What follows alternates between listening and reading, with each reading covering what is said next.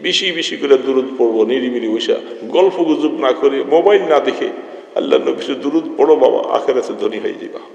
রাস্তায় বসে আসো, অটোতে যাইতে আসো, মুখটা তো পরিষ্কার, দুরুদ পড়তে থাকো।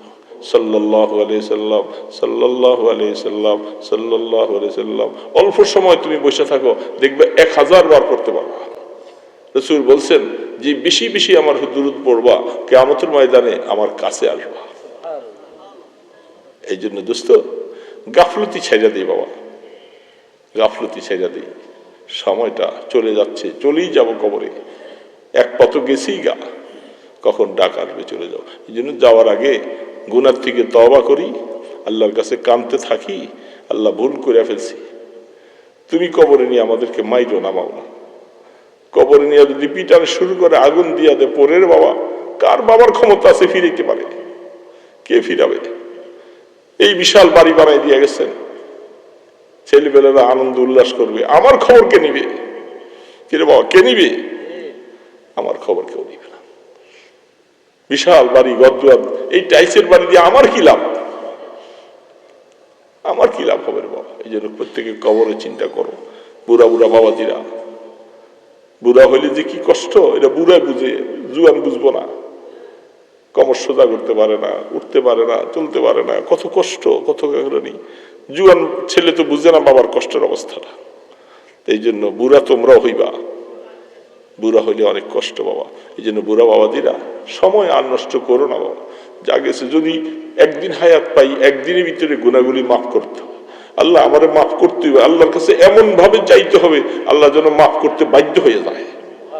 হ্যাঁ, চাওয়ার মতো চাইতে হবে বাবা। যে রাত্রে উঠো, শেষ রাত্রে উঠা চুপচাপ করে 2-4 রাকাত নামাজ পড়ে আস্তাগফিরুল্লাহ পড়ে আল্লাহর কাছে কাঁদতে থাকো বাবা, কাঁদতে থাকো। চোখের পানি ছাড়া আল্লাহর গোসা নিবারণ হবে না। আল্লাহ পাকের গোসা নিবারণ করতে হলে চোখের পানি লাগবে বাবা। আল্লাহ রসুল বলেন, তুমি চোখের পানি ছেড়ে ছেড়ে আল্লাহর কাছে কান্দো, আল্লাহ তোমাকে মাফ করে। চুপচাপ নিরিবিলি বসে বসে লা ইলাহা ইল্লাল্লাহ, লা ইলাহা ইল্লাল্লাহ, এইভাবে আল্লাহকে ডাকো না।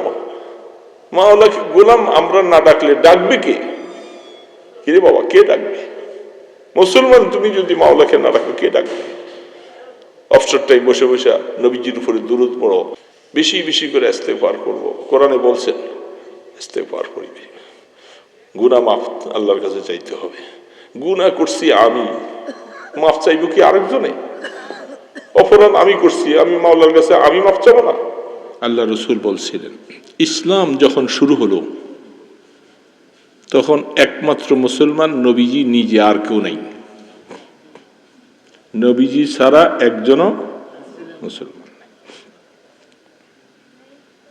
কেউই তারা বুঝে না। রহমতে দো আলম তিনি মানুষকে, সে মক্কার জীবনে এই দাওয়াতটুকু কলেমা গ্রহণ করার জন্য রসুলের জীবনে কত কষ্ট আর কত পরিশ্রম করেছেন, এগুলি কোরআন এবং হাদিস দেখলে আকল হয়রান হয়ে যায়। দোস্ত, আমরা তো আজকে ইসলাম পাইছি, আমাদের তেমন কোনো কষ্ট করতে হয়নি। আমাদের বাপদাদা ধর্ম আমরা সেই হিসাবে পাইছি। সাহাবাই কেরামকে বাদ দেন, স্বয়ং আমাদের নবীজির কষ্টের বর্ণনা, কি অপরাধ ছিল তার? দোস্ত, তার কি অপরাধ ছিল?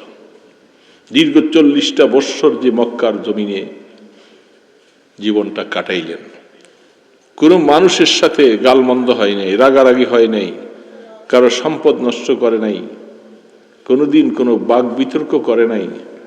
সব মানুষ রসুলকে আলামিন বলে জানত। এত সোনার মানুষ পৃথিবীতে আর হতে পারে না। কিন্তু এই মানুষ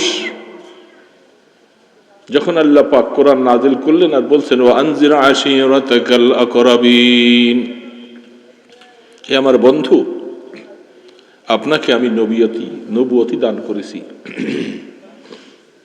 আপনি আপনার নিকট যারা আছে তাদেরকে আপনি কলেমার দাওয়াত দেন। আগে নিকটওয়ালাদের কাছে দাওয়াত দেন, দূরওয়ালারা সহজে নিবে না, আপনজন। আল্লাহ রসুল স্পষ্ট হাদিসে বর্ণনা বাবা এগুলি। সাফা পর্বত যারা হজ করছেন হয়তো বুঝছেন, সাফা পাহাড়ের পাদদেশে রহমতুল আলম তিনি ডাকছেন চাচা আপনজন যারা আছে সবাইকে, আপনাদের সাথে একটু কথা। সাফা পর্বতের পাদদেশে পাশেই বাদশার বাড়ি আছে, সেখানে পাহাড়ের উপরে, এটাকে জাবালে আবি কোবাইস বলা হয়। আল্লাহ রসুলের হাতের ইশারায় চাঁদ 2 টুকরা হয়েছিল, শুনি নাই আমরা? সত্য না মিথ্যা? আল্লাহ রসুলের জিন্দা মুজিজা। কাফের মুশরিকেরা বিশ্বাস করেনি, কিন্তু আল্লাহ রসুল দেখাইছেন যে একটা টুকরা ওই জাবালে আবি কোবাইসের মধ্যে পড়েছে, যে পাহাড়টা এখন বাদশারা সেখানে বাড়ি করে রাখছে, সাফা মারোয়ার পাহাড়ের পাশে আবু জেহেল্লার বাড়ির কাছে, সেখানে চাঁদের একটা টুকরা পড়েছে। রসুল বলছিলেন, আমি যদি আপনাদেরকে বলি যে এই পাহাড়টার পিছনে কঠিন শত্রু বাহিনী অপেক্ষা করতেছে, তারা আমাদেরকে এই মুহূর্তে অস্ত্রশস্ত্র নিয়ে এসে আমাদেরকে মেরে ফেলবে, এই কথাটা যদি আমি বলি আপনারা কি বিশ্বাস করবেন? আল্লাহ রসুল জিজ্ঞাসা করতেছে আপনজনদেরকে, সবাই বলতেছে তুমি আলামিন, তুমি সত্যবাদী, তুমি আমাদের ভাতিজা, জীবনে কোনোদিন তোমার মুখে একটা মিথ্যা কথা শুনি নাই, তুমি যদি এটা বলো অবশ্যই আমরা বিশ্বাস করব, অবশ্যই বিশ্বাস করব। তখন আল্লাহ রসুল বলছিলেন, এ আমার চাচারা শোনে, এই শত্রু যেটা এটা তো দেখা যায় কাছে, আরেকটা বড় কঠিন সময়ের কথা আমি আপনাদেরকে সংবাদ দিচ্ছি, যেটা মৃত্যুর পরে আসবে, দুনিয়ার থেকে চলে গেলে আসবে, ভয়াবহ শাস্তি, জাহান্নাম, আগুন আল্লাহ পাক তৈয়ার করে রাখছেন। আমি মেরাজে গিয়ে দেখে আসছি। এই কথাটা যদি আমি বলি আপনারা সবাই আসেন, আপনারা আল্লাহকে এক স্বীকার করেন, মূর্তি পূজা ছেড়ে দেন। এতক্ষণ সবাই বিশ্বাসী, মুহূর্তের ভিতরে তাদের চেহারা কলিন মলিন হয়ে গেল। আলী হাজা দাওতানা, এই কথার জন্য আমাদেরকে ডাকছো? রসুল মেহমানদারি আয়োজন করছিলেন, মেহমানদারি খায় নাই, সবাই উঠে চলে গেছে। তখনই সূরা লাহাব নাজিল হওয়ার প্রেক্ষাপট,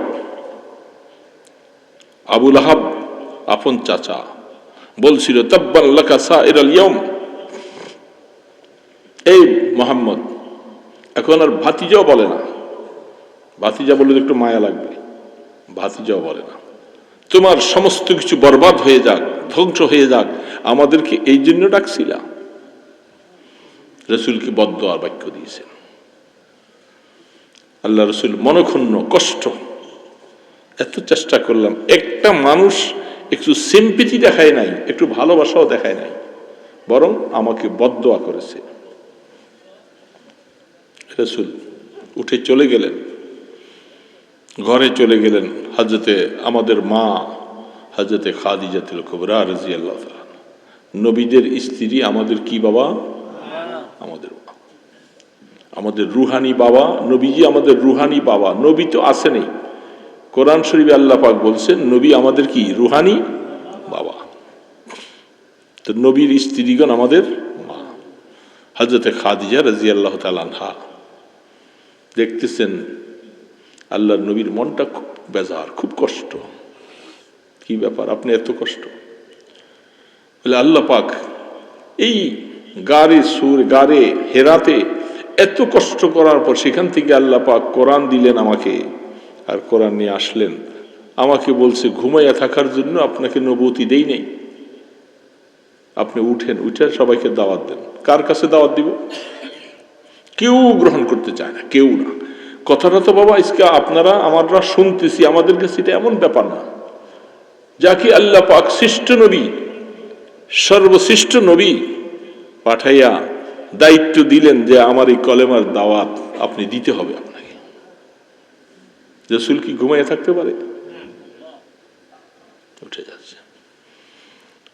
হযরতে খাদিজা রাদিয়াল্লাহু তাআলা আনহা আল্লাহর পয়গম্বরের চোখের পানি মুছে দিলেন, শরীরের ঘাম মুছে দিয়া সান্ত্বনার বাণী শোনাইতেছে, স্বামী আমার, কেউ যদি আপনার এই কলেমা গ্রহণ না করে, আমি খাদিজা বললাম সর্বপ্রথম আমি খাদিজা আপনার কলেমা গ্রহণ করে মুসলমান হইলাম। সর্বপ্রথম মুসলমান। কিয়ামত পর্যন্ত যত মুসলমান পৃথিবীতে আসবে, আসছে আর আসবে, যত সাহাবায়ে কেরাম ঈমান গ্রহণ করেছে, সমস্ত সাহাবায়ে কেরাম সহ সমস্ত ঈমানদারের আমলের এক অংশ সওয়াব হযরত খাদিজা রাদিয়াল্লাহু তাআলার আমলনামায় যোগ হবে। কারণ তিনি প্রথম মুসলমান, যেই সময় কেউ নবীজিকে গ্রহণ করে নাই। দোস্ত, কলিজা ফেটে যায় অনেক সময় কথাগুলি বলতে। আপনারা তো অনেক সময় এগুলি হাদিস পড়েন নাই, শুনতেছেন দুই চারটা কথা। আপনাদেরকে বিভিন্ন জায়গা থেকে আমরা দুটা চারটা কথা বলি। আল্লাহ শুকুর, আমরা হাদিস পড়াই। হাদিসের ইবারতগুলি দেখলে কলিজা চোখের পানি রাখা যায় না। এই দিনকে মুসলমান বানাবার জন্য আমার নবীজির কষ্ট, সেই কষ্টের বর্ণনাগুলি আছে। এত কষ্টের পরে হযরত খাদিজা রাদিয়াল্লাহু তাআলা, এই জন্য সমস্ত মহিলারা তারা ভাগ্যবান। আমি মুসলিম মহিলাদেরকে অনেক সময় আমার আলোচনা বলে থাকি, তোমরা অনেক ভাগ্যবান, কারণ প্রথম মুসলমান একজন মহিলা, ঠিক না? অনেক ভাগ্যবান, তোমরা অনেক ভাগ্যবান। মহিলা জাতির মধ্যে প্রথম মুসলমান একজনও তখনও পুরুষ কেউ আসে নাই। আর পুরুষদের মধ্যে প্রথম মুসলমান হযরত আবু বকর সিদ্দিক। হযরত আবু বকর সিদ্দিক রাদিয়াল্লাহু তাআলা আনহু, তিনি শামে ব্যবসা করতে গেছেন। ব্যবসা করার পরে সেখানে এক রাত্রে তিনি শুয়েছে। শোয়ার পরে তিনি স্বপ্নে দেখতেছে যে আসমানের চাঁদটা টুকরা হইয়া তার কোলে এসে পড়ছে। তিনি বলতেছেন, আমি কি স্বপ্নে দেখলাম এটা? সকালবেলা সেই দেশের পাদ্রী, খ্রিস্টানদের মধ্যে পাদ্রী, তিনি পাদ্রীর কাছে গেলেন। যাওয়ার পরে আবু বকর সিদ্দিক রাদিয়াল্লাহু বলতেছেন, আমি এমন একটা স্বপ্নে দেখেছি, আপনার কাছে এটা বলতে আসছি। বলতেছে, মিনাইন, তুমি কোথা থেকে আসছো? তোমার বাড়ি কোথায়? তোমার নামটা কি? হযরত আবু বকর সিদ্দিক রাদিয়াল্লাহু তাআলা তিনি বলছেন, আমি মক্কা থেকে আসছি, আমার নাম আবু বকর। তখন সেই পাদ্রী বলতেছে, আরে তুমি তো বড় ভাগ্যবান একটা মানুষ, তুমি এখানে কেমনে আসলা? তুমি দেরি করো না, তাড়াতাড়ি তোমার দেশে যাও। তোমার একজন বন্ধু ছোটবেলায় একসাথে তোমার সাথে চলেছিল, তার নাম হলো মুহাম্মদ। আল্লাহ পাক তাকে নবুয়ত দিয়েছেন, কোরআন নাজিল হয়েছে, আবু বকর তুমি তার প্রথম খলিফা হইবা, তুমি তার হাতে কলেমা গ্রহণ করবা, তাড়াতাড়ি যাও, জলদি যাও। আবু বকর সিদ্দিক রাদিয়াল্লাহু তাআলা অবাক হয়ে গেলেন। দেরি করে নাই, সফর তাড়াতাড়ি শেষ করে তিনি মক্কায় চলছে। বলতেছেন কি? মক্কা শরীফে ঢুকছে, ঘরের থেকে সামানগুলি রাইখা দেরি করে নাই, সরাসরি রাহমাতে দো আলমের বাড়িতে আল্লাহ রসুলের সামনে যাইয়া যখন দাঁড়াইছেন, বন্ধু, ছোটবেলার বন্ধু, সবসময় একসাথে চলছেন। মা হাজাল খবর, কি খবর? এই ইমানদার, মনে রাখো, আল্লাহ রসুল বলে, আবু বকর কি খবর তুমি জিজ্ঞাসা করতেছ? তুমি শাম দেশে পাদ্রীর সাথে কি স্বপ্ন বলছিলা, খবর সেটাই।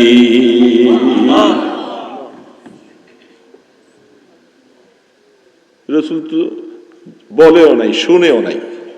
আল্লাহ রসুল বলতেছে, তুমি যে মুলকে শামে কি স্বপ্নে দেখছিল, পাদ্রীর কাছে কি বলছিলা, খবর তো সেটাই। আবু বকর অবাক হয়ে গেছে।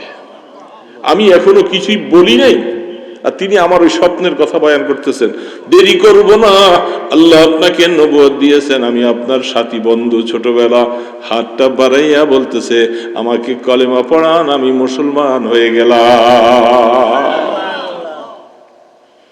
এই জন্য দ্বিতীয় নম্বরে মুসলমান আবু বকর সিদ্দিক, আর পুরুষদের মধ্যে প্রথম মুসলমান আবু বকর সিদ্দিক। আল্লাহ পাক দেখাই দিচ্ছেন স্বপ্নে আগের থেকে, তোমার ভাগ্য সে আবু বকর সিদ্দিক রাদিয়াল্লাহু। দোস্ত, এই দুইজন মুসলমান, আর কেউ মুসলমান নাই।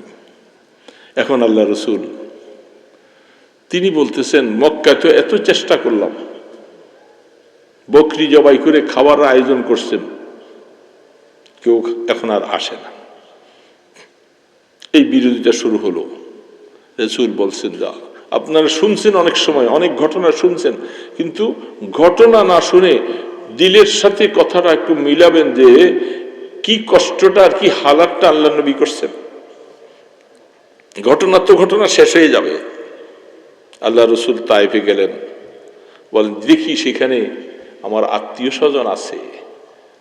যায়েদ, রসুলের ওই যে পালক পুত্র ছিল যায়েদ, সারা কোরআন শরীফে শুধু একজন সাহাবীর নাম, তিনি নাম যায়েদ বিন হারিসা।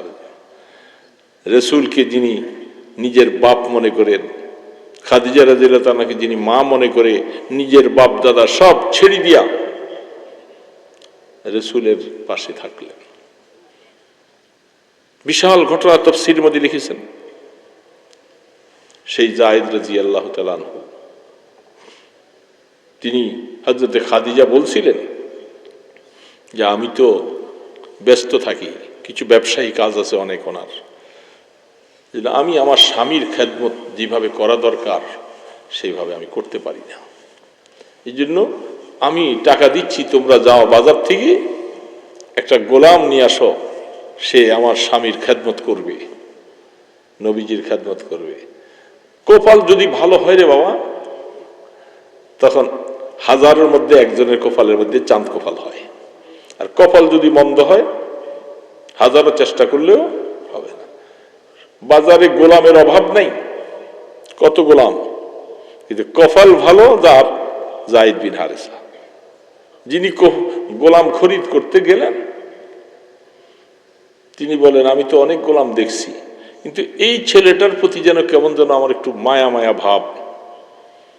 সেই ছেলেটা এরে হাইজেক করে তার দেশের থেকে ছেলে চোরেরা আইনা বাজারে বিক্রি করতে আনছে।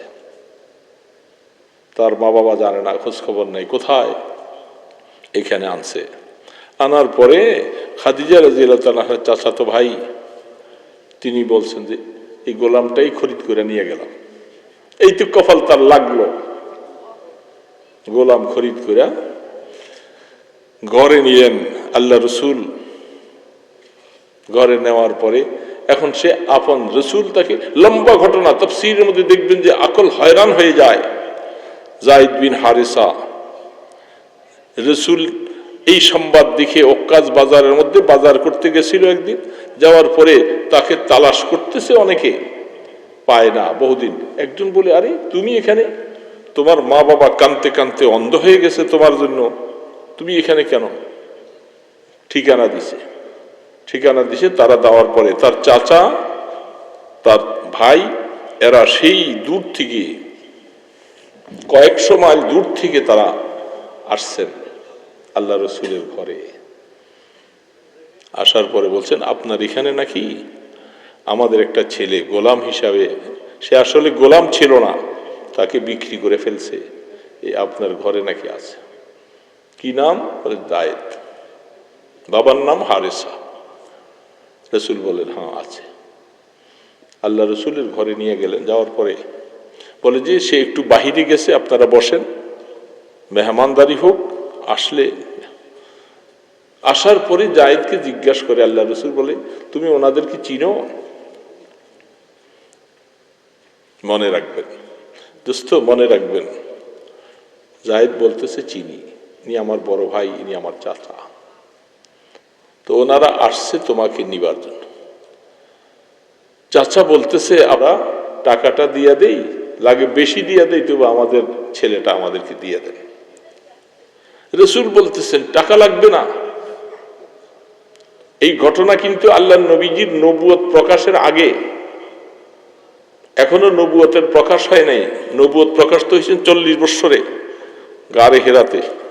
কিন্তু খাদিজা রাদিয়াল্লাহু তাআলা আনহা স্বামীর খেদমতের জন্য গোলাম খরিদ করে আনছেন।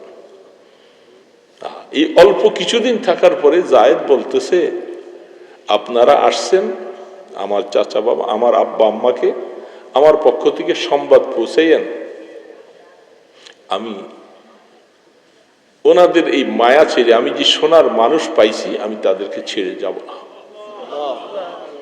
আমি যাব। রাহমাতুল আলম তিনি অবাক হয়ে গেলেন। আপন বাবার কাছে যাবে, মায়ের কাছে যাবে, ছেলে বলতেছে।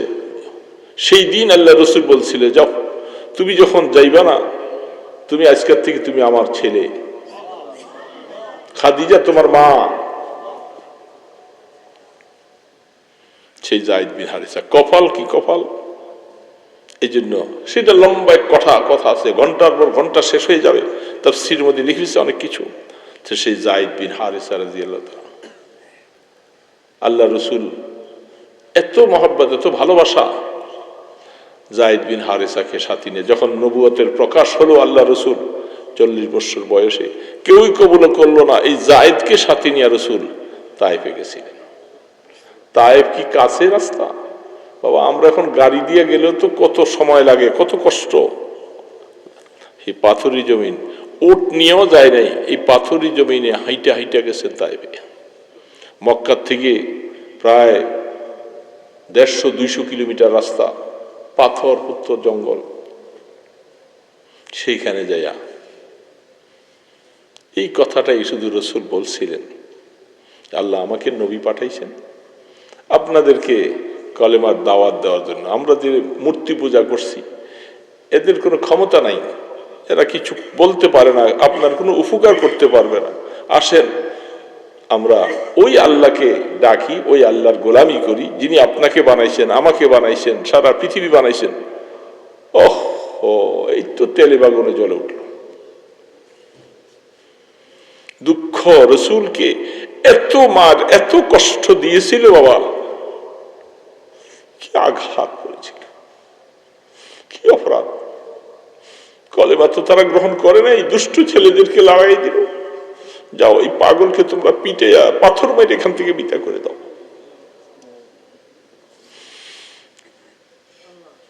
দোস্ত, এই হাদিসগুলি যখন পড়া শুরু হয়, কলিজাটা মানে না। রসুলের এই জীবনের কষ্ট কেন? দৌড়ে চলে আসতেছে, দৌড়তে দৌড়তে পাথরের মধ্যে উষ্ঠে খেয়ে পড়ে যায়, তারপরে তারা মারে। হযরত যায়েদ বিন হারিসা যে আল্লাহ রসুলকে ধরে উঠাইতেছেন, উঠে বসে আবার একটু দৌড়ে যায়। ওরা কিন্তু এখনো যায় নাই, ওরা মারতেছে। শরীরটা রক্তাক্ত হয়ে গেছে আল্লাহ রসুলের, রক্তাক্ত। রসুল এই কষ্ট সহ্য করে নিয়ে পরে একটু নিরাপদ জায়গার মধ্যে গেছেন। দোস্ত, নিরিবিলি একটু জায়গায় দিয়ে বসবে। হযরত যায়েদ বিন হারিসাকে বলতেছে, যায়েদ, আমার রক্তগুলি কাপড় দিয়া মুছে নাও, মাটিতে পড়তে দিও না। আমার রক্ত মাটিতে পড়লে জীবনে এই মাটিতে কোনো ফসল উৎপাদন হবে না, আল্লাহ নারাজ হয়ে যাবে। রক্তগুলি মুছতেছে। আর যায়েদ বলতেছে, হা, এই জাতির হেদায়েত কিভাবে আসবে যারা তাদের নবীকে এইভাবে করে আঘাত দিয়েছে। রসুল, যায়েদ কাঁদে, রসুল কাঁদতেছেন। আর ফেরেশতা আয়েশা বলতেছে, ওগো আল্লাহ রসুল, আপনার এই কষ্ট দেখে আমরা সহ্য করতে পারি না। আপনি বলেন তায়েফের 2টা পাথরকে এইভাবে চাপা দিয়ে দেয়, ওদের জীবনে শেষ করে দেয় ওদেরকে। এত কষ্ট আপনাকে দিয়েছেন। এই জন্য আমি আয়াত পড়েছিলাম, ওয়া আরসালনাকা ইল্লা রাহমাতাল লিল আলামিন। আল্লাহ রসুল বলতেছেন, জিবরিল, তাদেরকে যদি খতম করে মাইরে ফেলো, আমি দাওয়াত দিব কাদের কাছে? আল্লাহ যে আমাকে নবী বানাইছিলেন, আমি কার কাছে দাওয়াত দিব? এরা না নিলেও তাদের সন্তানরা তো হয়তো একদিন দাওয়াত কবুল করবে। কি মায়া রাসূলের ছিল তাদের উপর। আমি তাদেরকে ফাইন্নাহুম লা ইয়াহদু ওয়া লা ইয়ালামুন আল্লাহুম্মা ইহদি কওমি। রাসূল বারবার দোয়া করে, আল্লাহ আমার এই কওমকে তুমি হেদায়েত দাও, তারা বুঝে নাই। এত পাথর মারছে, রক্ত ঝরতেছে। হযরত যায়েদ বিন হারিসা বলে, জুতা মোবারক খুলতে গেছি, রক্ত জুতার সাথে শরীরের সাথে এমন লাগছে, জুতাটা টান দিছি, রাসূল ব্যথা পাইতেছে উফ করে, এত রক্ত ঝরেছে। কয় ফোঁটা রক্ত ঝরেছি বাবা আমাদের। রহমতে দো আলম এখান থেকে যাইয়া ওতবা সাহিবার বাগানের কাছে একটা আনারের বাগানে রাসূল যাইয়া সেখানে একটু বসলেন গাছের ছায়ায়। পিপাসা, পানি নাই, পাথরি জমিন, মরুভূমি। দৌড়াইতে দৌড়াইতে রোদ্রে আইসা একটু বসছে, একটু পানির পিপাসা লাগছে। ওই দুইটা কাফের, ওতবা সাহিবা, বাগানটা তাদের। তারা দেখছে যে মোহাম্মদ কোত্থেকে যেন আইসে এই অবস্থায়।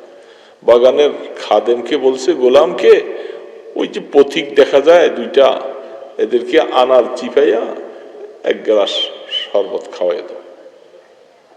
কাফের এতটুকু মায়া আসছে, রাসূলের এই কষ্ট দেখে, রক্ত ঝরা দেখে মায়া লাগছে। ওই সময় আল্লাহ রাসূল সেখানে যে আল্লাহর কাছে দোয়া করতেছে, আল্লাহুম্মা নি আশকু বাসি ওয়া হুজনি ইলাল্লাহ। হাদিসের পৃষ্ঠার মধ্যে দেখেন, এত কষ্ট দেওয়ার পরে আল্লাহ রাসূল যেই শিকায়তটা এই সময় আল্লাহর কাছে করছিলেন, সামান্যতম তাদের কোনো অপরাধের কথা রাসূল বলে নাই। রাসূল বলে, আমার অক্ষমতার কারণে আমি তাদেরকে দাওয়াত পৌঁছাইতে পারি নাই, তাদেরকে ঈমান দেওয়াইতে পারি নাই, এটা দুর্বলতা আমার। নিজেকে নিজে আল্লাহর কাছে পেশ করতেছে, আল্লাহ আল্লাহ তুমি তাদেরকে হেদায়েত দাও মাওলা। চোখের পানি ছেড়ে চোখের কানলেন রাসূল। এই কষ্ট, রক্তাক্ত অবস্থা। দোস্ত, আমরা তো রাসূলকে দেখি না, রাসূলকে ভালোবাসি। কি ভালোবাসি? রাসূলের জন্য মায়া লাগে না তোমার? তুমি কি মুহাম্মদ হইছো? রাসূলের জন্য তোমার কষ্ট শোনার পরে চোখের পানি আসবে না? তুমি কি মহব্বত করো রাসূল? রাসূল বলছেন, তোমার জীবন থেকে আমাকে বেশি ভালোবাসতে হবে, তোমার মা বাবার থেকে আমাকে বেশি ভালোবাসতে হবে, তোমার ছেলে মেয়েদের থেকে আমাকে বেশি ভালোবাসতে হবে, তাহলে না তুমি আমার উম্মত। বুখারী শরীফের 6 নম্বর হাদিস খুলে দেখেন, তুমি পুরা মুসলমান হতে পারবা না যদি আমাকে তোমার জীবন থেকে বেশি ভালো না বাসো। আল্লাহ রাসূল এই অবস্থায় ওই আঙ্গুরের আনারের শরবতটা রহমতে দো আলমের হাতে সামনে আনছেন।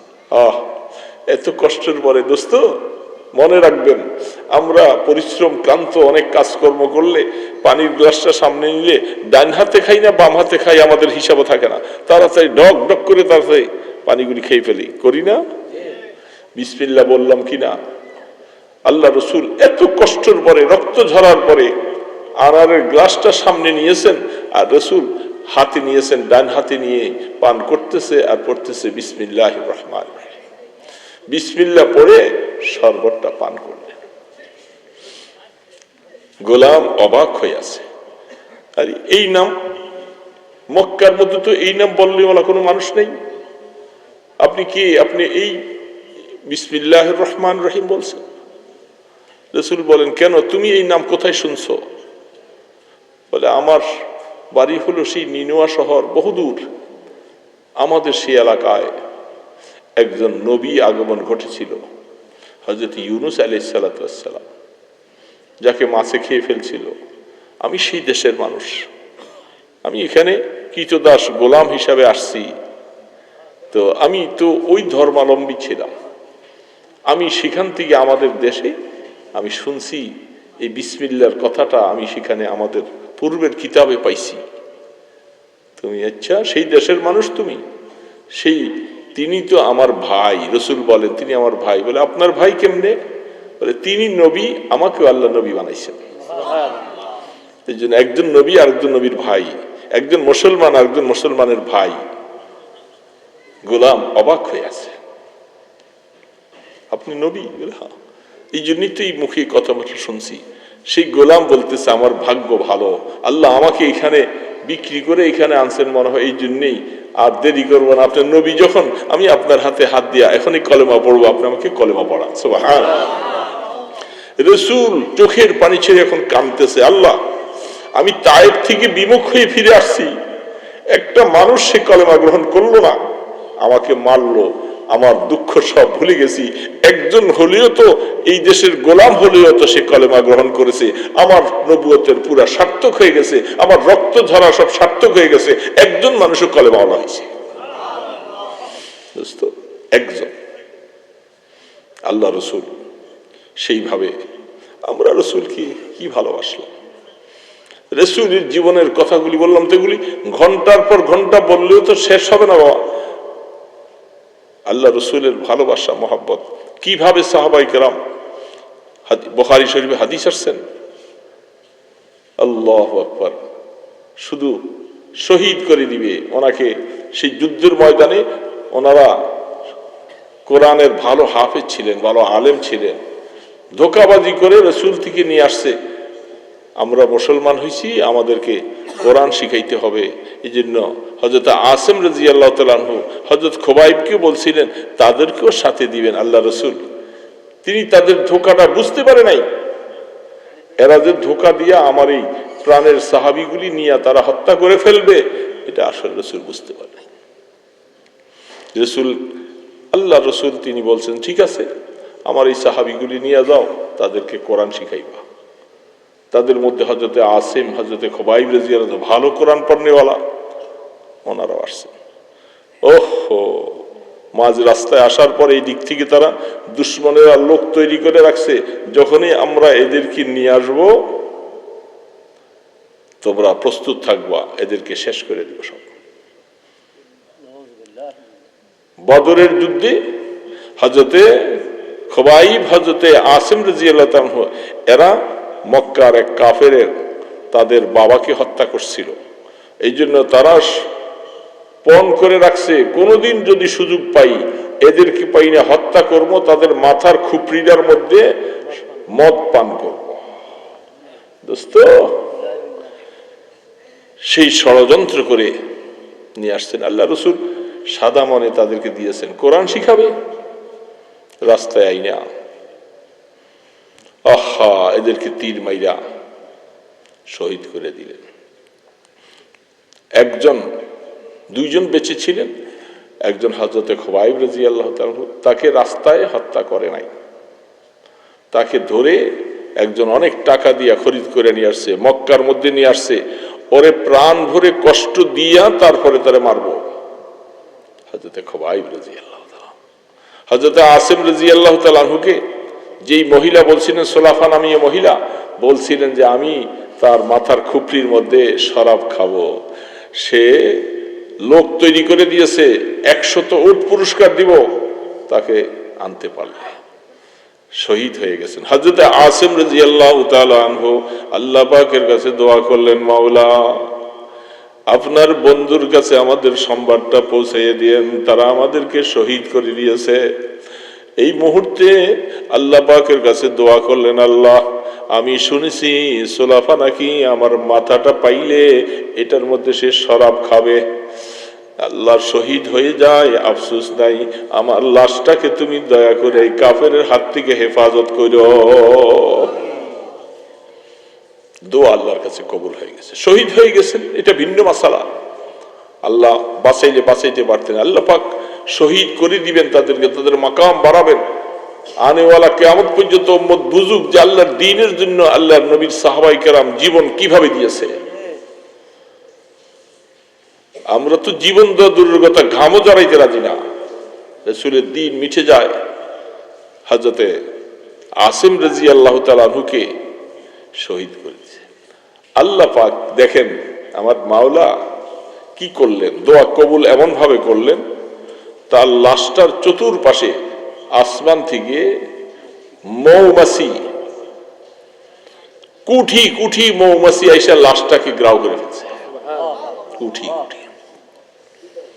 এরা আসছে লাশের কাছে যাবে, মৌমাছি দৌড়াইয়া কামড়াইয়া তাদেরকে শেষ করে ফেলতেছে, যে কাছে কেউ যেতে পারে না। আমার আল্লাহর বাহিনীর সাথে কারো ক্ষমতা কি আছে?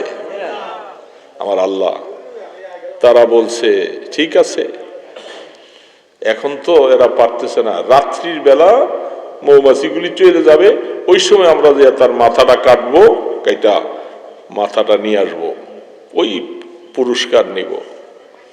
আল্লাহ পাক বলেন, আমি যেহেতু দোয়া কবুল করেছি, আমি আসিমের লাশ তোমাদের হাতে দিব না। আমি কি আল্লাহ, কিভাবে আমার ক্ষমতা দিয়ে আমি তাকে বাঁচাবো তোমাদেরকে আমি দেখাই দিচ্ছি। মরুভূমি এলাকা, বালু এলাকা, রাত্রির বেলা মৌমাছি নিয়ে গেছেন, মুষলধারে বৃষ্টি, বালুওয়ালা জায়গার মধ্যে পানি পুরা ভরপুর হয়ে গেছে, বন্যা দিয়ে দিছেন আল্লাহ। বন্যা দিয়ে হযরত আসিম রাদিয়াল্লাহু তাআলার লাশটাকে পানিতে ভাসাইয়া বিশাল দূরে জঙ্গলের ভিতরে কোথায় নিয়ে গেছে হদিস নেই। তারা বৃষ্টি নামার পর আইসা দেখে কোথায় আসিমের লাশ নাই। বহুত খোঁজাখুঁজি করছে, লাশ নাই। দূরে নিয়ে আল্লাহ পাক মাটির ভিতরে মাটিকে বলছে, তুমি ভাগ হয়ে যাও, আর আসিমকে কবরে ঢুকাই দাও। যেমনটা দোয়া করেছেন আল্লাহ কবুল করেছেন। হযরত খুবাইব রাদিয়াল্লাহু তাআলা আনহুকে যখন মক্কার ভিতরে, যেখানে এখন আমরা হাজী সাহেবেরা মসজিদে আয়েশাতে গিয়ে ইহরাম বাঁধি অনেকে তানঈমের মধ্যে, সেইখানে মক্কার সমস্ত কাফেররা তীর নিয়া সবকিছু নিয়া তৈয়ার হয়েছে, খুবাইবকে শুলিতে চড়াবে আর চতুর্দিক থেকে একসাথে তীর মারবে, তাকে শহীদ করে দিবে। আহা দোস্ত, বুখারীতে হাদিস আসছে, যখন তাকে হাত পা বাঁধতেছেন, জীবনের এই কথাটা মনে রাখবেন, হযরত খুবাইব রাদিয়াল্লাহু তাআলাকে যখন শুলিতে চড়াবে তখন বলছিল, খুবাইব তোমার কিছু আশা আছে, তোমার কিছু মনে কিছু খাইতে চায়, কিছু করতে? বলে আমার আশা আছে একটা, আমাকে একটু ওযু করতে দাও, আমি শুধু 2 রাকাত নামাজ পড়বো।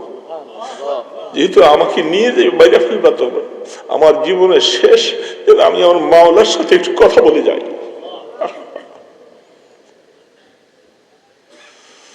আহা, তারা নামাজ পড়তে দিলেন।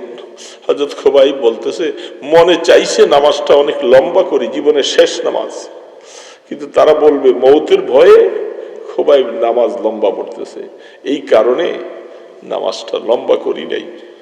নামাজ শেষ হওয়ার পরে হযরত খুবাইবকে শুলিতে নিবে, ওই সময় তিনি আল্লাহর কাছে দোয়া করে, আল্লাহ আমি তোমার নামে শহীদ হয়ে যাচ্ছি, আমার সংবাদটা একটু আমার নবী, আমার নবীজির কাছে একটু পৌঁছিয়ে দিন। রাসূল মদিনায়, হাদিসের মধ্যে লেখে বুখারীতে, আল্লাহ রাসূল মসজিদে নববীতে হঠাৎ করে সালামের জবাব দিতেছে, ওয়া আলাইকাস সালাম ইয়া খুবাইব। সাহাবায়ে কেরাম বলেন, ইয়া রাসূলুল্লাহ আপনি খুবাইবের সালামের জবাব দিতেছেন, খুবাইব কোথায়? তখন রাসূলের চোখের পানিগুলি পড়তেছে, খুবাইব কোথায় তোমরা জানো না? আমার খুবাইবকে এখন কাফেররা মক্কার মধ্যে তাকে শুলিতে চড়াবে। খুবাইব সেখান থেকে সালাম পাঠাইছে, জিবরিল এইমাত্র সালামটা আমার কাছে পৌঁছে দিয়েছে। রাসূলের সালামের জবাবটা খুবাইবের কানে পৌঁছে গেছে 450 কিলোমিটার দূর থেকে। ওয়া আলাইকাস সালাম ইয়া খুবাইব।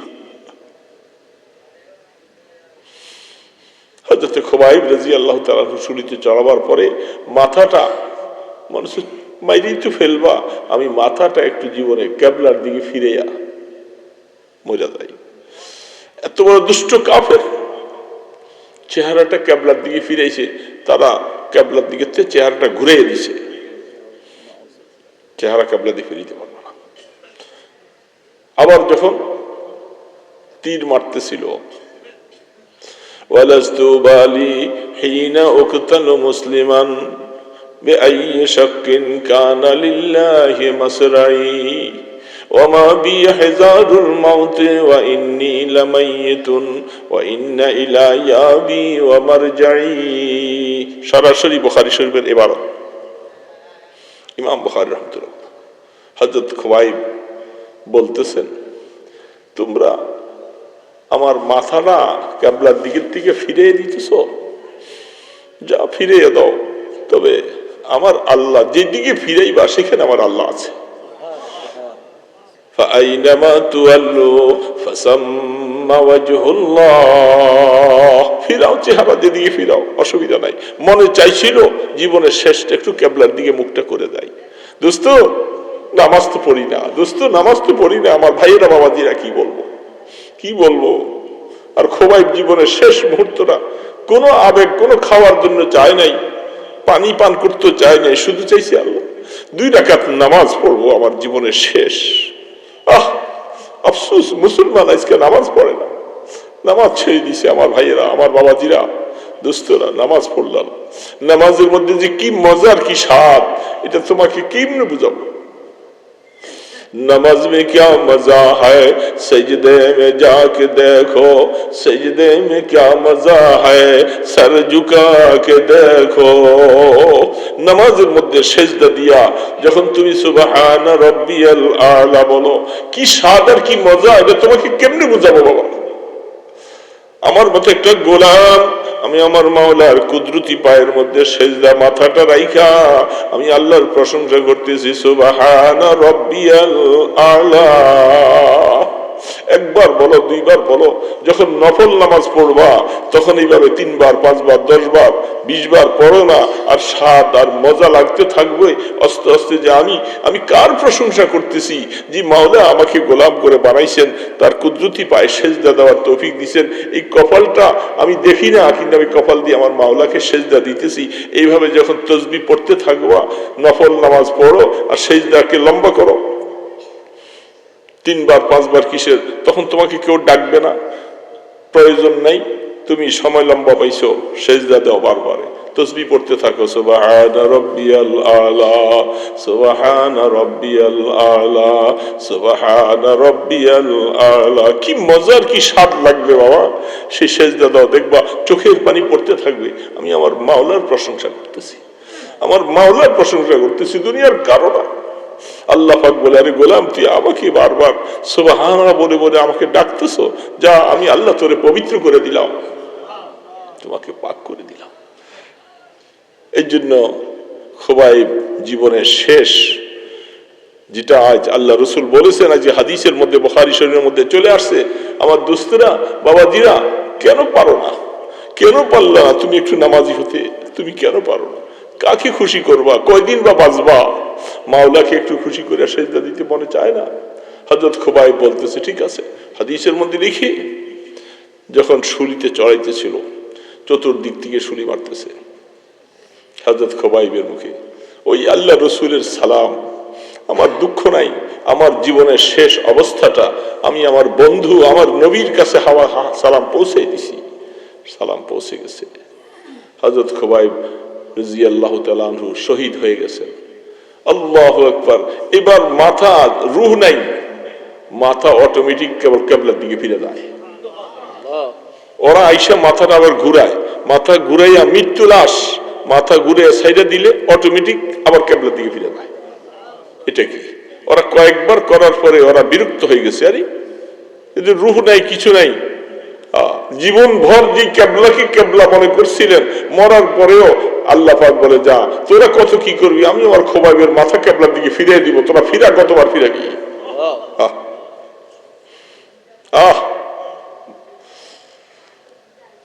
হযরত খোবাইব রাদিয়াল্লাহু তাআলা শহীদ হয়ে গেলেন। তীর দিয়া চতুর্দিকে পাহারাদারি, কেউ যেন খোবাইবের লাশ নামাইতে না পারে। এখানে শুকাইয়া শুটকি করে তারপরে তারা পচান। আল্লাহ রসুল ডাক দিয়া বলছেন, কে পারবা আমার খোবাইবের লাশটা তাদের শুলির থেকে নামাইয়া একটু মাটিতে রাখবা? কে পারবা? মাটিতে রাখলে আল্লাহ কবর বানাই দিবে, কে পারবা? হযরত মিকদাদ রাদিয়াল্লাহু তাআলা আনহু, তিনি সহ তার আরেকজন সাথীকে নিয়ে বলে, ইয়া রাসূলুল্লাহ, আমরা চেষ্টা করব আমাদের ভাই খোবাইবের লাশটা কাফেরদের হাত থেকে, শুলির থেকে উঠাইবার জন্য। ঘোড়ার মধ্যে 2 জন সাওয়ার হইয়া মদিনা শরীফ থেকে 450 কিলোমিটার ঘোড় সাওয়ার দিয়ে আসতে আসতে আসতে আসতে রাত্রে গভীরে, তারা আজকে দীর্ঘদিন ধরে পাহারা দিতেছে, পাহারা দিতে দিতে আর টাকার বিনিময়ে কাজ করে, এই কাজের মধ্যে বেশি মায়া নাই। আল্লাহর মহব্বতে কাজ করে, এটা মায়া বেশি। ওরা তো পাহারা দিতেছে টাকার বিনিময়ে, কতদিন দিতে দিতে এখন জিমাইয়া পড়ে। তার মানে আল্লাহ পাক তাদের চোখের মধ্যে ঘুম লাগাই দিছে, ঘুম লাগাই দিছে। হযরতে মিকদাদ রাদিয়াল্লাহু তাআলা আনহু ঘোড়াটা দূরে রাইখা, দুইজন সাহাবী আইসা নজর করে দেখে পাহারাদার গুলার হাত থেকে তাদের তীর পড়ে যায়, এই জিমাইয়া পড়ে যায়, আবার উঠায়। খুব বিভোর ঘুম। কে করছে? আমার আল্লাহ দেখেন কি করে, তার নামে শহীদ হয়ে গেছে। আমার আল্লাহ কি করতে পারেন। চুপচাপ করে হযরতে খোবাইবের লাশটাকে শুলির থেকে নামাইয়া ঘোড়ার পিঠে উঠাইয়া চলছে। মুহূর্তের ভিতরে ওরা ঘুম ভাইয়া গেছে। আরে দেখে যে কালকে তো বিশাল পানিশমেন্ট হবে, পুরস্কার তো দূরের কথা, কঠিন শাস্তি হবে। পাহারাদার থাকার পরে লাশ নামলো কেমনে? এখন চতুর্দিকে তারা তালাশ শুরু করছে। যখন তালাশ শুরু করছেন, তারা দুইজন সাহাবী আবার খোবাইবের লাশ, এখন ঘোড়া চলতে পারে না। অনেক দূর যাওয়ার পরে আল্লাহর কাছে ফরিয়াদ করলেন, আল্লাহ আমার ভাইদেরকে আমি শুলির থেকে নামাই আল্লাহ মাটিতে রাখছি, তুমি তোমার খোবাইবের হেফাজত করো। বুখারী খুলে দেখেন, বুখারী শরীফের মধ্যে দেখেন হযরত খোবাইব রাদিয়াল্লাহু তাআলা লাশটা মাটিতে রাখছেন, সাথে সাথে মাটিটা কবর হয়ে গেছে। কবর হয়েছেন খোবাইব রাদিয়াল্লাহু, মাটি নিয়ে চলে, এবং মাটিটার সাথে সাথে মিশে গেছে। তারা আর খুঁজে নেয় না, ওনারা চলে গেছে। হাদিসের মধ্যে আল্লাহ রাসূল বলেন, যাও আজকের থেকে আমার খোবাইবের একটা লকব আমি দিয়ে দিলাম। রাসূল দিয়ে দিয়েছেন হযরতে খোবাইব রাদিয়াল্লাহু তাআলাকে, যাকে বলছে গরিকুল আরদ। হযরত খোবাইব রাদিয়াল্লাহু তাআলা ওই ব্যক্তি যাকে মাটিয়ে তাকে কবর বানিয়ে নিয়েছেন, স্বেচ্ছায় ইচ্ছা করে তার বুকের মধ্যে ধারণ করে নিয়েছেন সেই খোবাইব। ওয়ামা বিহিজারুল মাউত ইন্নী লামাইয়িতুন ওয়া ইন্না ইলাইয়া বি ওয়া মারজাই। তিনি বলেন কোনো পরোয়া নাই আমার, তোমরা আমাকে জীবনে তো দিয়ে নিয়ে যাচ্ছ, আর কি। আমি এই জন্য আমি গর্ব করতেছি যে আমি মৃত্যুবরণ করলাম, আমি একজন মুসলমান অবস্থা মৃত্যুবরণ করেছি, আমি আমার নবীজির উপরে ঈমান থাকা অবস্থায় মৃত্যুবরণ করেছি, আমি কলেমা পড়ে মৃত্যুবরণ করেছি। লাস্তু উবালি হিনা উকতালু মুসলিমা বিআইয়ি শাক্কিন কানা লিল্লাহি মাসরাই। কোনো পরোয়া নাই, যেহেতু ঈমান নিয়ে কবরে গেছি। দোস্ত, সাহাবায়ে কেরামদের এই জীবনের কষ্ট, এগুলি হাদিস খুলে দেখেন, কোরআন খুলে। আমরা তো কিছুই করতে পারি না, আমরা নবীজির দ্বীনের জন্য কিছুই করতে পারি নাই। কি করছি? নামাজটুকু পর্যন্ত ঠিক মতো পড়ি না। যে রাসূল দুনিয়া থেকে যাওয়ার সময় বলছেন, আয়েশা পর্দাটা একটু সরাও, জীবনের শেষ, আর মসজিদে নববী আর দেখবো না। রাহমাতে দো আলম, এত কষ্ট। সেই আল্লাহ রাসূল হাদিস, আমাদের আয়েশা পর্দাটা সরাইছেন। আমি আল্লাহর কাছে বলবো যে আল্লাহ আমার জীবনের এই কষ্ট, মেহনত, আমার এই 23 বছরের নবুয়তের জিন্দেগিতে আমি আমার উম্মত গুলাকে নামাজের কাতারে দাঁড় করাই আসছি। আমাকে আল্লাহ জিজ্ঞাসা করল, আমি নামাজের কাতারে দাঁড় করাই আসছি।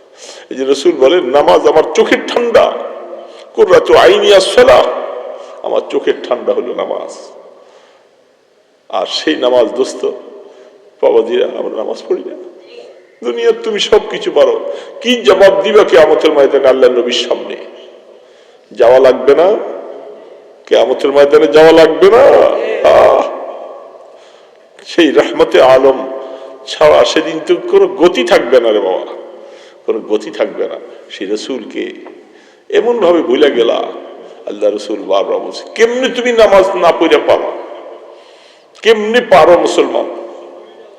কিভাবে রাসূলকে ভালোবাসলা, কিভাবে ভালোবাসলা? দোস্ত, ঠান্ডা পড়তেছে, গ্রাম দেশে ঠান্ডা, আমাদের শহরে ঠান্ডা নাই, এই জন্য শীতের কাপড় তেমন কিছু আনি নেই।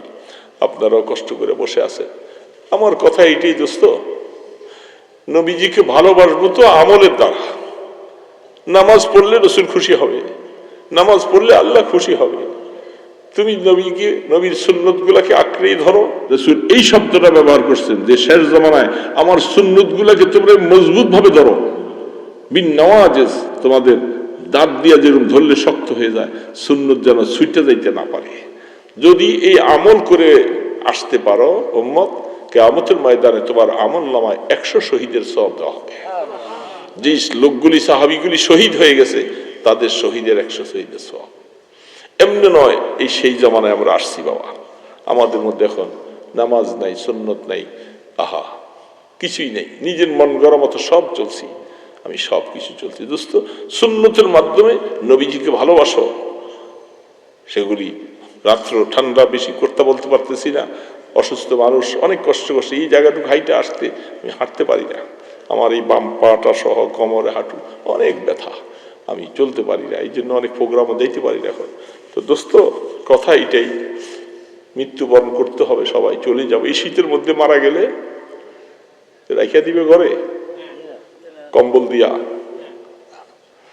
ওই মসজিদের পালকি ডাইনে উঠাবে, বাহিরে ফালাই রাখবে, চাদর কম্বল দিবে না, গায়ের কাপড়গুলি যেগুলো আছে ওগুলি সব কেসি দিয়া কাইটা বাইর করে ফেলবে, করবে না, বাইরে ফালাই রাখবে। কয়েক ঘন্টা পরে কবর বানাও, রেখে আসবে। এই তো দুনিয়ার শেষ। এই দুনিয়ার জন্য কতই না কিছু করতেছি রে বাবা, কিছু করলাম। এই বুড়া বাবাজিরা একটু আল্লাহকে আপন বানাও, অনেক বড় রাত্র, একটু শেষ রাত্রে উঠো, ওইটা কষ্ট করে 2-4 রাকাত তাহাজ্জুদ পড়ো, আল্লাহর কাছে কান্দো, আল্লাহ আমি গুনাহ করছি মাফ করে দাও। মাওলার কাছে একটু মাওলাকে ডাকো। বুড়া বাবাজিরা ঘুম ভাঙিয়ে যায়, এখন অনেক বড় রাত, অনেক বড় রাত, সেই 5টা 15 পর্যন্ত এখন তাহাজ্জুদ পড়া যায়। একটু উঠা পারো না রে বাবা, কম্বলের মনে শুয়ে রইছো, আরাম তো লাগে। আরে কবরের সামান তো এখনই নিতে হবে বাবা, আর কবে? সারা জীবন পোলাবানের সংসারের পিছনে দৌড়াদৌড়ি করছে, এখন বুড়া হয়ে গেছো, শরীরে শক্তি নেই, জুয়ানি গেছে গা, চোখে দেখা যায় না। এখন আল্লাহকে একটু আপন নিরিবিলি বসে একটু মাওলাকে ডাকো, আল্লাহর জিকির আজকার করো, শেষ রাত্রে চুপচাপ নিরিবিলি বসে বসে লা ইলাহা ইল্লাল্লাহ, লা ইলাহা ইল্লাল্লাহ, এইভাবে আল্লাহকে ডাকো না। মাওলাকে গোলাম আমরা না ডাকলে ডাকবে কে? কিরে বাবা, কে ডাকবে? মুসলমান তুমি যদি মাওলাকে না ডাকো, কে ডাকবে? অবসরটাই বসে বসে নবীজির উপরে দুরূদ পড়ো, সাল্লাল্লাহু আলাইহি সাল্লাম, সাল্লাল্লাহু আলাইহি সাল্লাম, সাল্লাল্লাহু আলাইহি সাল্লাম।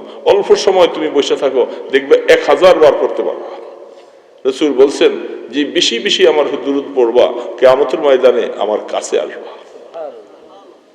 এই জন্য দোস্ত গাফলতি ছেড়ে দিই বাবা, গাফলতি ছেড়ে দিই। সময়টা চলে যাচ্ছে, চলেই যাব কবরে, এক পথ গেছি গা, কখন ডাক আসবে চলে যাও। এই জন্য যাওয়ার আগে গুনার থেকে তওবা করি, আল্লাহর কাছে কাঁদতে থাকি, আল্লাহ ভুল করে ফেলছি, তুমি কবরে নিয়ে আমাদেরকে মাইরো না মাওলা। কবরে নিয়ে যদি পিটান শুরু করে, আগুন দিয়া দে পরের বাবা, কার বাবার ক্ষমতা আছে ফিরাইতে পারে? কে ফিরাবে? এই বিশাল বাড়ি বানাই দিয়ে গেছেন, ছেলেবেলারা আনন্দ উল্লাস করবে, আমার খবর কে নিবে? কিরে বাবা, কে নিবে? আমার খবর কেউ নিবে না। বিশাল বাড়ি, গদ্দুয়ার, এই টাইসের বাড়ি দিয়ে আমার কি লাভ? আমার কি লাভ হবে বাবা? এই জন্য প্রত্যেকে কবরে চিন্তা করো। বুড়া বুড়া বাবাজিরা, বুড়া হইলে যে কি কষ্ট এটা বুড়ায় বুঝে, জুয়ান বুঝবো না। কমর সোজা করতে পারে না, উঠতে পারে না, চলতে পারে না, কত কষ্ট, কত কারণী। জুয়ান ছেলে তো বুঝে না বাবার কষ্টের অবস্থাটা। এই জন্য বুড়া তোমরাও হইবা, বুড়া হইলে অনেক কষ্ট বাবা। এই জন্য বুড়া বাবাজিরা সময় আর নষ্ট করো না বাবা, যা গেছে। যদি একদিন হায়াত পাই, একদিনের ভিতরে গুনাহগুলি মাফ করতে হবে। আল্লাহ আমারে মাফ করতে হবে, আল্লাহর কাছে এমন ভাবে চাইতে হবে আল্লাহ যেন মাফ করতে বাধ্য হয়ে যায়। হ্যাঁ, চাওয়ার মতো চাইতে হবে বাবা। এই যে রাত্রে উঠো, শেষ রাত্রে উঠা চুপচাপ করে 2-4 রাকাত নামাজ পড়ে আস্তাগফিরুল্লাহ পড়ে আল্লাহর কাছে কাঁদতে থাকো বাবা, কাঁদতে থাকো। চোখের পানি ছাড়া আল্লাহর গোসা নিবারণ হবে না। আল্লাহ পাকের গোসা নিবারণ করতে হলে চোখের পানি লাগবে বাবা। আল্লাহ রসুল বলেন তুমি চোখের পানি ছেড়ে ছেড়ে আল্লাহর কাছে কান্দো, আল্লাহ তোমাকে মাফ করে দিবে। এই জন্য করবো না রে বাবা, চেষ্টা করবো না। আল্লাহ আমাদেরকে যেন মাফ করে দেয়। আস্তাগফিরুল্লাহাল্লাযী লা ইলাহা ইল্লা হুয়াল হাইয়ুল কাইয়্যুম ওয়া আতুবু ইলাইহি। আস্তাগফিরুল্লাহাল্লাযী লা ইলাহা ইল্লা হুয়াল হাইয়ুল কাইয়্যুম ওয়া আতুবু। বেশি বেশি করে ইস্তেগফার করব। কোরআনে বলছেন ইস্তেগফার করিবে। গুনাহ মাফ আল্লাহর কাছে চাইতে হবে। গুনাহ করছি আমি, মাফ চাইব কি আরেকজনে? অপরাধ আমি করছি, আমি মাওলার কাছে আমি মাফ চাবো না? এই জন্য বাবা মাফ চাইতে হবে। আল্লাহুম্মা সাল্লি আলা মুহাম্মাদ ওয়া আলা আলিহি ওয়া আসহাবিহি ওয়া বারিক ওয়া সাল্লিম। আল্লাহুম্মা সাল্লি আলা মুহাম্মাদ ওয়া আলা আলিহি ওয়া আসহাবিহি ওয়া বারিক ওয়া সাল্লিম। আল্লাহুম্মা সাল্লি আলা মুহাম্মাদ ওয়া আলা আলিহি ওয়া আসহাবিহি ওয়া বারিক। বেশি বেশি করে দুরূদ পড়বো, নিরিবিলি বসে গল্প গুজব না করে, মোবাইল না দেখে আল্লাহর নবীর দুরূদ পড়ো বাবা, আখিরাতে ধনী হয়ে যাবা। রাস্তায় বসে আসো, অটোতে যাইতে আসো, মুখটা তো পরিষ্কার, দুরূদ পড়তে থাকো, দুরূদের গান গাইবা বেশি, আখিরাতে ধনী হও। আলহামদুলিল্লাহি রাব্বিল আলামিন। والصلاة والسلام على أشرف الأنبياء والمرسلين. يا حي يا قيوم برحمتك نستغيث. يا رحمن يا رحيم يا غفار يا ستار. এ মাওলা, কনকনে শীতের মধ্যে, ঠান্ডার মধ্যে তাকাইয়া দেখো বুড়া বুড়া লোকগুলি কম্বলের নিচে শুয়ে থাকতো। আল্লাহ তোমার মায়ায়, তোমার নবীজির মায়ায়, কোরআনের মায়ায় এসে বসে আছে। আল্লাহ আল্লাহ আমাদের দিকে একটু মায়ার নজরে তাকাও। আল্লাহ আমরা গুনাহ করছি, মাওলা আমাদেরকে মাফ করে দাও। আল্লাহ আমাদেরকে মাফ করে দাও। মাওলা তুমি রাগ করো না। মাওলা তুমি রাগ করলে আমরা কার কাছে যাবো? মাওলা আমরা তো তোমারই গোলাম। মাওলা তুমি আমাদেরকে কবরে নিয়েই যাইবা। আমরা একা একই কবরে কেমনে থাকবো? মাওলা কবরে তোষক নাই, বালিশ নাই, বাতি নাই, বিছনা নাই, নির্দয়া নিষ্ঠুরের মতো কবরে শোয়া। মাওলা কবরে কেমনে থাকবো? কবরে কেমনে থাকবো? আল্লাহ তুমি আমাদের কবরকে রহমতের কবর বানাই দিও। আল্লাহ কবরকে রহমতের কবর বানাই দিও। আল্লাহ আমাদের মা বাবাকেও মাফ করে দাও, তারা আমাদেরকে রাইখা দিয়ে চলে গেছে। আল্লাহ আমাদের নেক আমলের সওয়াব আমাদের মা বাবার কবরে পৌঁছে দাও। আমাদের আব্বা আম্মা কবরে কেমনে আছে জানি না। মাওলা যদি কষ্টে থাকে আল্লাহ, আল্লাহ তোমার ইজ্জতের কসম তাদেরকে মাফ করে দাও। আল্লাহ আল্লাহ তাদেরকে কষ্ট দিও না। মাওলা আমরা চলে যাব তোমার কাছে। মাওলা আল্লাহ নেওয়ার আগে আমাদের গুনাহগুলি মাফ করে দিয়ে নিও। আল্লাহ আল্লাহ গুনাহ করে ফেলছি, আল্লাহ আর করবো না। মাওলা নামাজ ছেড়ে দিব না। মাওলা আল্লাহ নামাজ ছেড়ে দিব না। মাওলা তোমাকে সেজদা দিব। আল্লাহ আল্লাহ তুমি তোমার দয়া করে তোমার মায়া, তোমার নবীজির মায়া আমাদের দিলের মধ্যে বসাইয়া দাও। আল্লাহ সাহাবায়ে কেরামদের মায়া বসাইয়া দাও, রাসূলের সুন্নতের মায়া বসাইয়া দাও। আল্লাহ আমাদেরকে আল্লাহ তোমার জিকির আজকার করার মতো জিহ্বা দান করো, নবীজির উপরে দুরূদ পড়ার তৌফিক দান করো। আল্লাহ আল্লাহ এই মাদ্রাসাকে কবুল করো। আল্লাহ এলাকাকে কবুল করো। সবাইকে তুমি নেককার দিনদার বানিয়ে দাও। আমাদের ঘরের মধ্যে নামাজি মানুষ সব বানিয়ে দিও। আল্লাহ মাদ্রাসার জরুরিয়াত পুরা করে দাও। আল্লাহ সবাইকে মাদ্রাসার সাথে মহাব্বত ভালোবাসা দিয়ে দাও। তোমার কোরআনকে ভালোবাসার তৌফিক দাও। কিয়ামতের ময়দানে কোরআন আমাদের সুপারিশের উসিলা বানাই দিও। আল্লাহ তোমার নবীর হাতে হাউজে কাউসার থাকবে, আমাদেরকে এক গ্লাস নসিব করে দিও। মাওলা আল্লাহ এক গ্লাস নসিব করে। আল্লাহ পিপাসা কলিজা ফেটে যাবে তোমার বন্ধুর কাছে হাউজে কাউসার। আল্লাহ মাসকিনি মিন হাউজে নবীক শারবাতান হানিয়াতান লা নাজমা বাদাহা আবাদা। রাসূল বলছে উম্মত একটা গ্লাস খাইলে আর পিপাসা লাগবে না রে উম্মত। রাসূলের সুন্নাত থেকে, রাসূলের সুন্নতের মহব্বতে আমাদেরকে হাউজে কাউসার নসিব করে দিও। ইয়া আল্লাহ এই বুড়া বুড়া লোকগুলি হাত তুলেছে, মুখ বেঁকা করে তোমার দিকে চেয়ে আছে। আল্লাহ আল্লাহ আল্লাহ তুমি খালি হাতে ফিরাই দিও না। আল্লাহ খালি হাতে ফিরাই দিও না। মুসাফির হাত তুলেছি। মাওলা তুমি বলছো মুসাফিরের হাত খালি হাতে ফিরাই দিবা না। আল্লাহ আমাদের সবাইকে মাফ করে দাও, সবাইকে মাফ করে দাও, একজনকে তুমি জাহান্নামী বানাইও না মাওলা। আল্লাহ সবাইকে মাফ করে দাও। আল্লাহ আমাদের দুরুদ ও সালামের হাদিয়া সোনার মদিনায় পৌঁছে দাও। রহমতে দো আলমের কদম মোবারকের উসিলায়, আপনার ইসমে আজমের উসিলায় আমাদের দোয়া কবুল করেন। সাল্লাল্লাহু তাআলা আলা খায়রি খালকিহি মুহাম্মাদি ওয়া আলা আলিহি ওয়া আসহাবিহি আজমাইন বিরহমাতিকা ইয়া আরহামার রাহিমিন।